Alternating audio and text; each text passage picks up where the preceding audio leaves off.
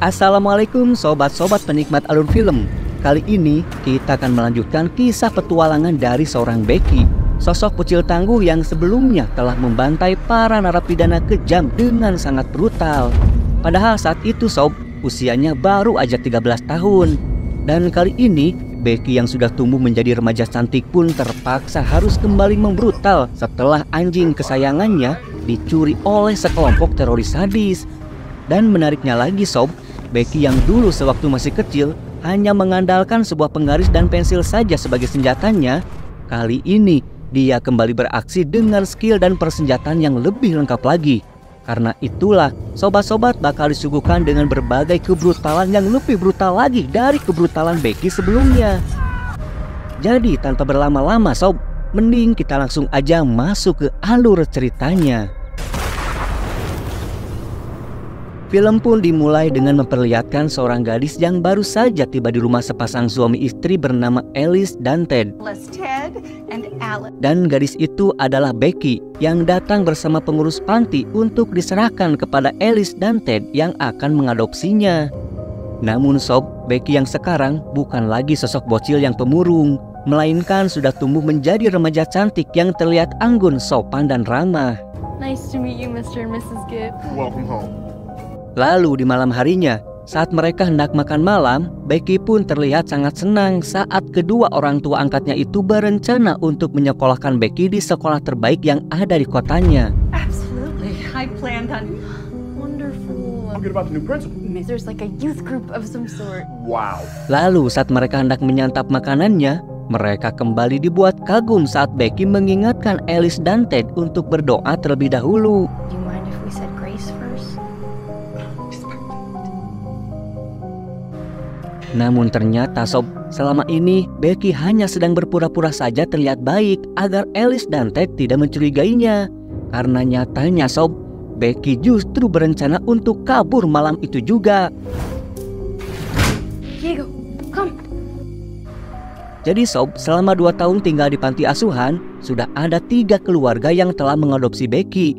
Namun Becky yang tidak suka dikekang, apalagi harus dipaksa mematuhi aturan rumah pun, selalu saja memilih kabur dan kembali ke panti asuhan. Namun kali ini, Becky lebih memilih untuk hidup bebas berpetualang bersama anjingnya. Dan mulai saat itu, Becky pun terpaksa harus mencuri demi bisa bertahan hidup. Sampai akhirnya, dia tertangkap dan harus menjalani pembinaan di sebuah lapas khusus remaja. Kemudian 1 tahun pun telah berlalu. Dan kini, Becky yang sudah bebas pun terlihat sedang berlatih dengan terus mengasah kemampuannya. Circumstances.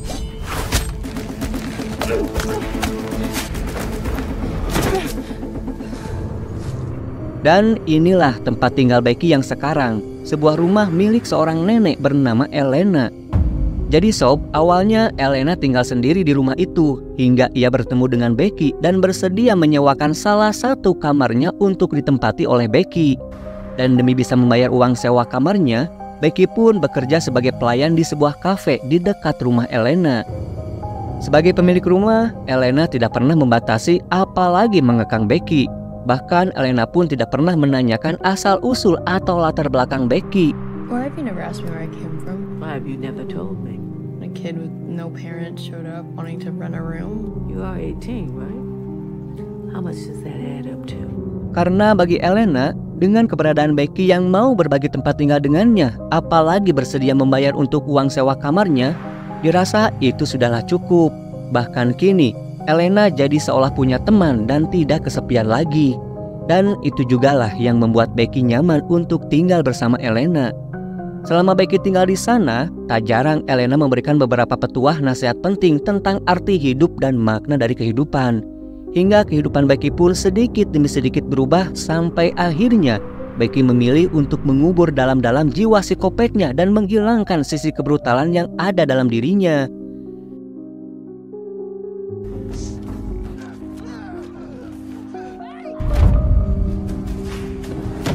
Lalu di suatu malam, saat Becky dan Elena sedang menghabiskan waktu dengan memainkan sebuah permainan, tanpa sengaja mereka mendengar sebuah berita dari radio yang mengatakan bahwa akan ada demo besar-besaran yang dilakukan oleh salah satu partai politik di balai kota pada hari Rabu nanti. hingga pihak kepolisian pun terpaksa harus meningkatkan keamanan demi keselamatan ibu wali kota yang diduga menjadi incaran dari partai politik anti pemerintah tersebut.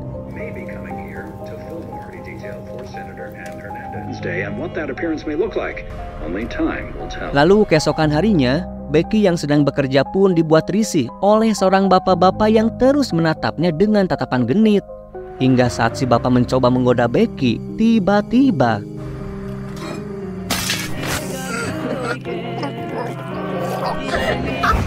dan untung aja sob, itu tidaklah benar-benar terjadi, karena itu hanyalah imajinasi Becky saja.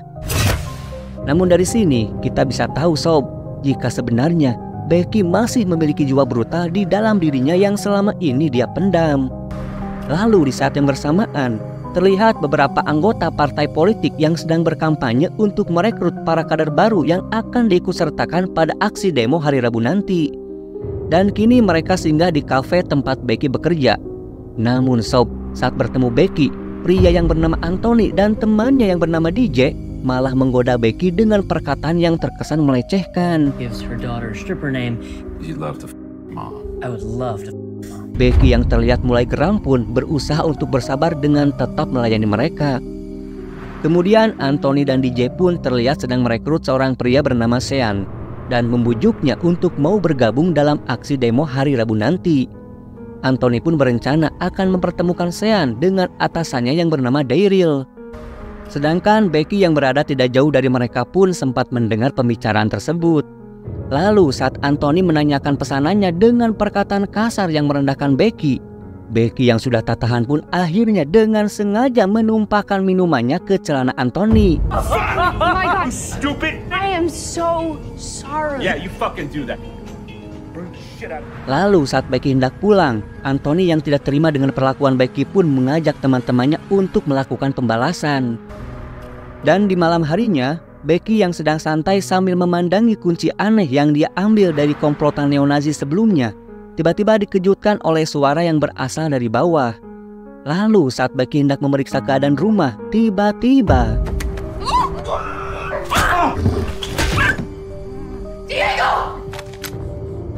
Hi, Becky. Oh, you broke my fucking nose! And when I'm done with you, you little shit. Hey! untung aja sob, Elena datang dengan membawa senjata di tangannya. Lalu yang terjadi,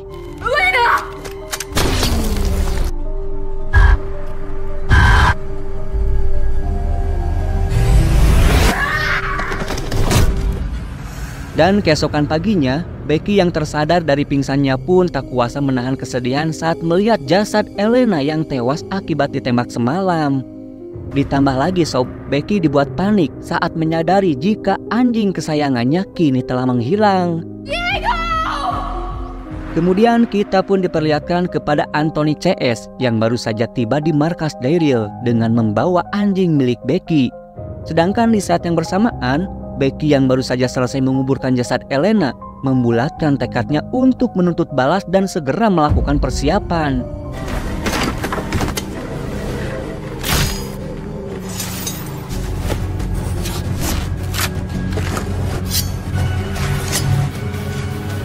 Dirasa semuanya sudah siap, Becky pun mulai memburu Anthony dengan bermodalkan sebuah nama yang sempat didengarnya dari Anthony saat mereka berada di kafe sebelumnya.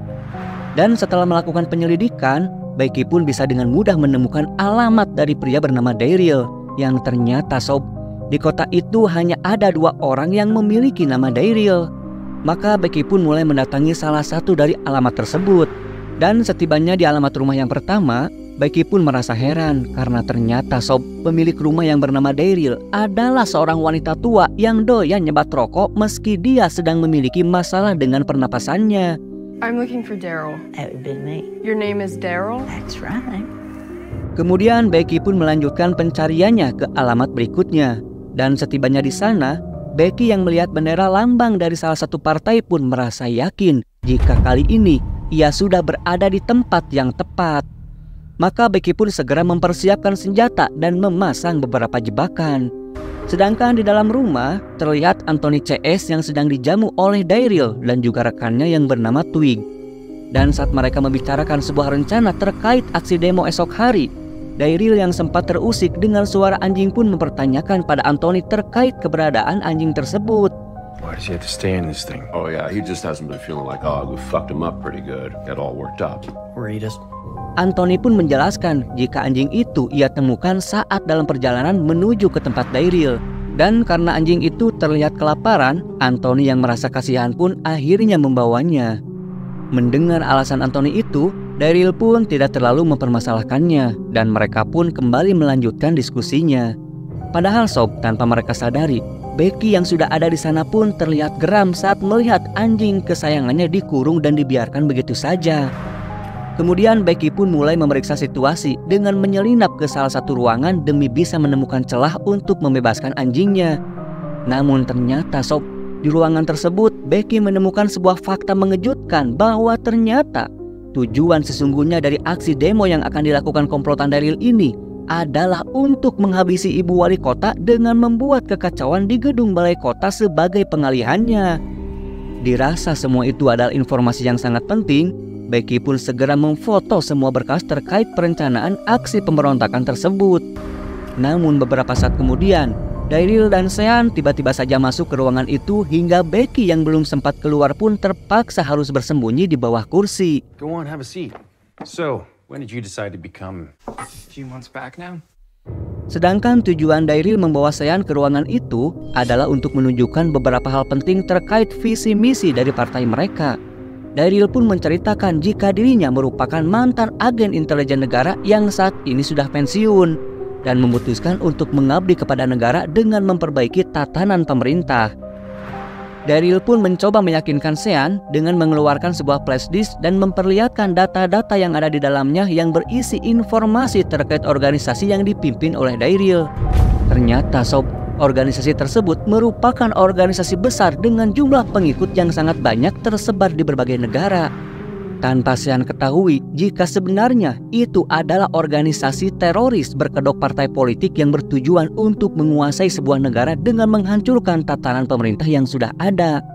Mengetahui jika betapa banyak jumlah pengikut Daryl, Sean pun merasa bangga bisa menjadi bagian dari organisasi tersebut. Kemudian Daryl pun mengatakan jika dia membutuhkan sosok pemuda seperti Sean agar rencana aksi demonya bisa berjalan lancar. I am proud to be in the Brotherhood with you, buddy. Mendengar itu, Sean yang memang seorang aktivis muda pun menyatakan kesiapannya untuk membantu Daryl tanpa dia tahu sob, jika tujuan sebenarnya adalah untuk menggulingkan kepemerintahan dengan menghabisi sang wali kota. Setelah Daryl berhasil meyakinkan Sean, mereka pun akhirnya keluar dari ruangan itu untuk melanjutkan diskusi bersama para anggota yang lainnya. Hey, Sean. Yeah? What happened to you guys last night? I was expecting you around midnight. I had to kill some time at a doctor. Go on. Enjoy yourself. Dan setelah mereka berdua pergi, Becky yang sedari tadi menguping pembicaraan mereka pun segera keluar dengan membawa flash disk milik Daryl.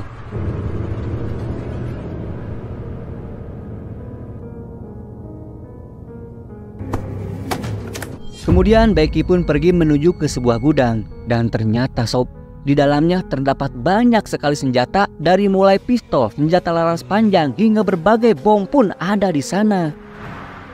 Kemudian scene pun berpindah memperlihatkan Daryl yang sedang menyusun strategi bersama para anggotanya. Lalu tiba-tiba dia dikejutkan dengan seseorang yang telah menekan bel rumahnya. Thought she wasn't coming till tonight. Who the hell is she? Namun saat Daryl mencoba memeriksa, ia pun heran karena tidak ada seorang pun di luar rumah. Kemudian Daryl pun dikejutkan dengan suara ponsel yang berdering. Daryl pun membawa ponsel tersebut dan menanyakan kepada Anthony CS terkait nama Becky. Mendengar nama Becky, seketika itu mereka pun terlihat panik. Daryl yang melihat gelagat mencurigakan dari anggota barunya itu pun langsung memaksa mereka untuk mengatakan hal yang sebenarnya. It's Becky. You three know something about this? Nothing. One of you care to tell me? Tell him, you guys. What's going on, gents? All right. Akhirnya DJ pun jujur jika mereka telah mencuri seekor anjing dari seorang gadis bernama Becky. Lalu saat Sean hendak menceritakan tentang kematian seorang nenek-nenek bernama Elena, Anthony pun segera menutupinya dan menyuruh Sean untuk diam. Dan saat Daryl mengangkat panggilan dari ponsel tersebut, terdengarlah suara Becky yang mengatakan jika dirinya akan menghabisi mereka semua. And when she was bad, she was horrid. Mendengar ancaman Becky, Daryl pun segera menyuruh Anthony untuk mengembalikan anjing milik Becky karena ia tak mau urusan receh seperti ini malah mengganggu pekerjaan besar yang sedang ia rencanakan. You need to calm the fuck down. I think we'll give her back her fucking dog. Yeah, no problem. I'll do it. Seketika itu, Anthony pun bergegas keluar dan meminta Becky untuk menunjukkan dirinya. Hey Becky, come and talk to me. You want your dog back? You come and talk to me. Kemudian Becky pun segera berlari memancing Anthony ke dalam hutan. Stop, I'm gonna shoot you right in the fucking head. So, looks like I'm just gonna have to find a better way to kill you. Better get me the fuck out of here. The dog is fine. Dan setelah Anthony terperangkap dalam jebakan Becky, dia pun terlihat ketakutan saat Becky mengambil pistol miliknya yang sempat terjatuh tadi. Namun sob, Becky tidak menggunakan pistol itu untuk menghabisi Anthony karena baginya itu terlalu mudah dan tidak ada gregetnya. Maka sob, inilah yang dilakukan Becky. Better way to kill you. Dengan granat tangan yang sudah dimasukkan ke dalam mulut Anthony dan kunci penarik yang telah dipasang di gagang pintu, Becky pun segera memancing mereka dengan mengetuk pintunya. Hingga saat Daryl hendak membuka pintu tersebut, tiba-tiba, What the fuck? No!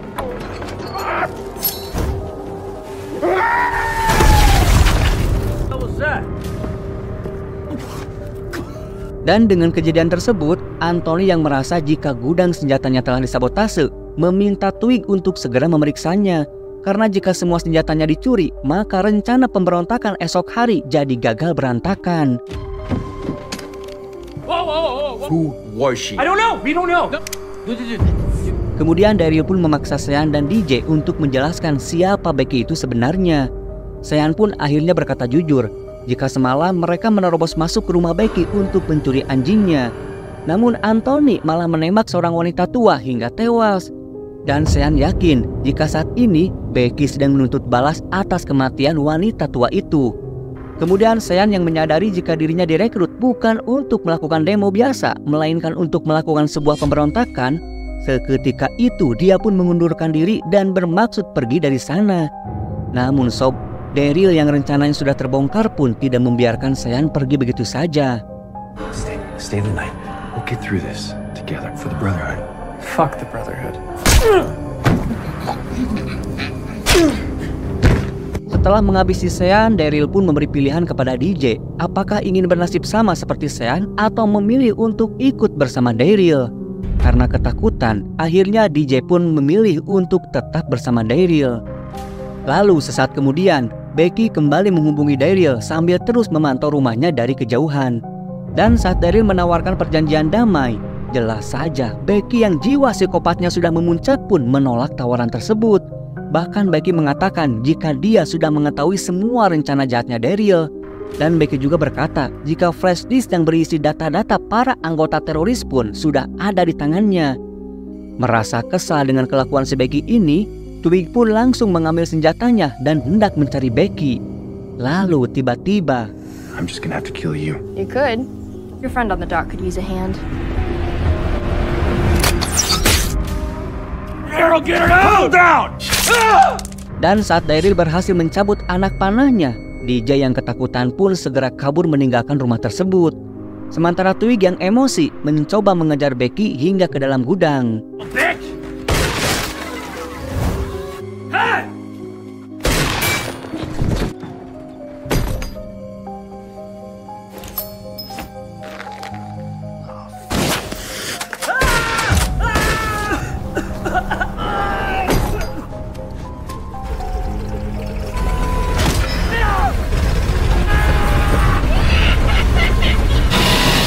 Bentar sob, meski adegan yang satu ini hanya ada dalam khayalan Becky saja, tapi sebenarnya Becky memang bermaksud melakukan itu sob. Namun karena tidak berhasil menemukan kunci traktornya, akhirnya inilah yang Becky lakukan. I'm so sorry. I have a kid and a wife.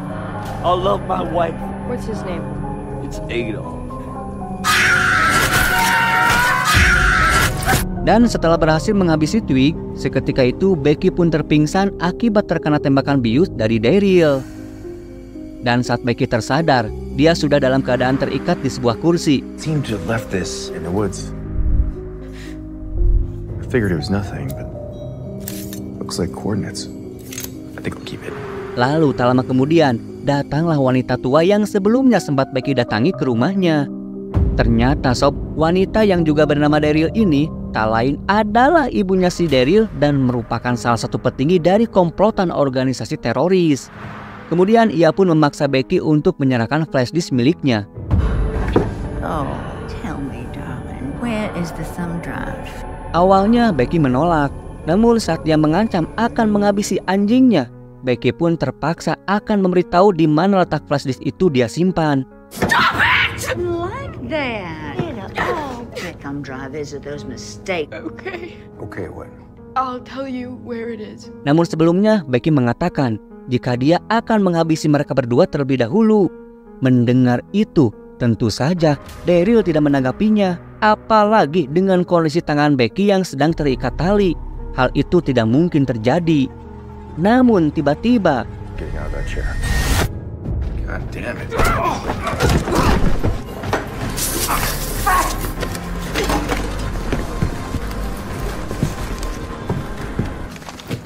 Stop! Son kill you.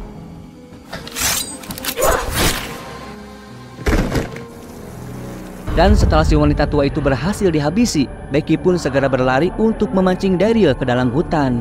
Karena di sana Becky sudah mempersiapkan sebuah jebakan.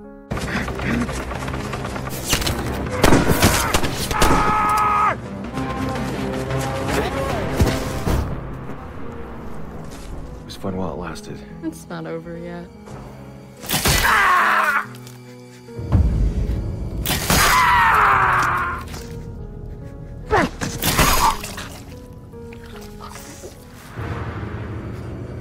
Setelah memastikan jika Daryl benar-benar tewas, Becky pun kemudian mengambil kunci miliknya dan segera kembali ke dalam rumah untuk membebaskan anjingnya. Namun ternyata sob, meski sebilah belati telah bersarang di kepalanya, wanita tua itu masih tetap saja hidup dan bahkan hendak menembak Becky.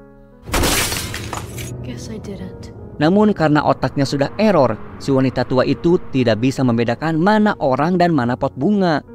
Akhirnya Becky yang tahu jika anjingnya sedang kelaparan segera memerintahkannya untuk menyerang dan menyantap si wanita tua itu. Attack.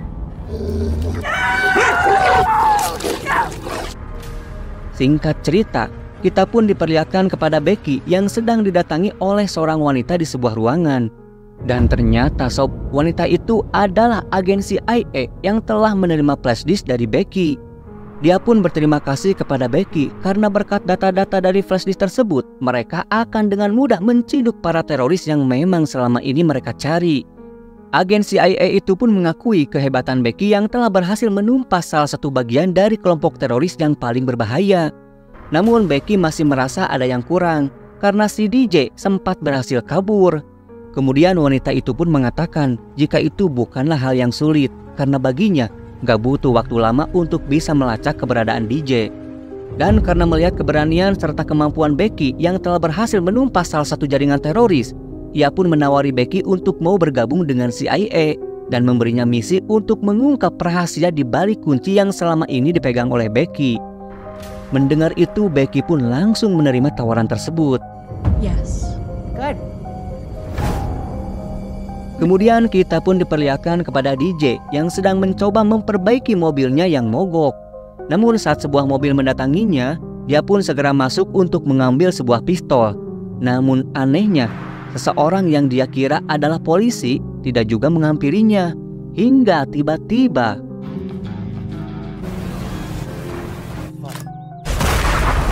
nah, itulah sob, sosok Becky saat ini. Yang dulu dengan peralatan seadanya Becky bisa membantai para penjahat, apalagi setelah difasilitasi dengan senjata berat kayak gitu. Namun sayangnya sob, misteri kunci aneh yang selalu dibawa Becky sampai saat ini belum juga terungkap. Dan sepertinya akan ada film Becky yang ketiganya. Moga aja ya sob. Tapi sob, dari sosok si Becky ini setidaknya kita bisa mengambil pelajaran jika kemenangan atau kesuksesan tidak hanya ditentukan dari besarnya kekuatan. Contohnya si Becky ini sob, dia sebenarnya lemah dan tidak punya skill bertarung. Buktinya, sekali dijodotin sama Anthony aja, dia langsung pingsan. Jadi sebenarnya, rahasia kekuatan dari si Becky adalah terletak pada kemampuannya dalam merencanakan sesuatu. Dari film yang pertama sampai yang kedua ini sob, sebelum beraksi, Becky selalu saja membaca situasi terlebih dahulu, mencari sesuatu yang bisa dia manfaatkan untuk menutupi kekurangannya dan mempersiapkan jebakan untuk memudahkan aksinya. Jadi sob, pintarlah dalam membaca situasi, kenali kelebihan dan kekurangan diri, lalu sempurnakan dengan perencanaan yang matang, maka kesuksesan akan segera engkau genggam. Ingat sob, gagal dalam mempersiapkan perencanaan, maka bersiaplah untuk menerima kegagalan. Allah Subhanahu wa Ta'ala berfirman, dan persiapkanlah dengan segala kemampuan untuk menghadapi mereka dengan kekuatan yang kamu miliki. Quran Surat Al-Anfal ayat ke-60. Itu. Why have you never asked me where I came from? Why have you never told me? A kid with no parents showed up wanting to rent a room. You are 18, right? How much does that add up to?